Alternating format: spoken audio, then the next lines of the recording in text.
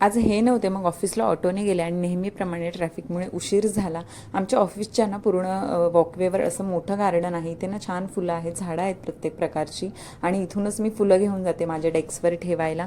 असं होऊन मला लेट पंच झालंच शेवटी, आणि लॉग इन केलं, टू डू लिस्ट बनवली आणि मेल बॉक्स वगैरे चेक केलं, जी कामं होती ती शॉर्टलिस्ट केली, आणि ही फुलं मी आणलेली डेस्कवर ठेवायला. त्यानंतर मग ना थोडंसं नाश्ता करून घेतला, आणि आजचा पूर्ण दिवस कसा गेला माहिती नाही पडलं. शिफ्ट एंड झालं, घरी आले आणि खूप थकलेले, हेक्टिक गेला आज दिवस. पण ही माझी क्यूट थेरपी आहे, ह्याला बघून ना सगळा थकवा दूर होतो आणि छान वाटतं. आज ह्याला डॉक्टरकडे न्यायचं होतं, त्याला ना थोडंसं काही गेले दिवस शीचा त्रास होतो, कॉन्स्टिपेशन झालं आहे त्याला. म्हटलं थोडंसं डॉक्टरला दाखवून घेऊया, सो दाखवलं. आणि इकडे ना एक नवीन फ्रेंड झालेला अद्विकचा.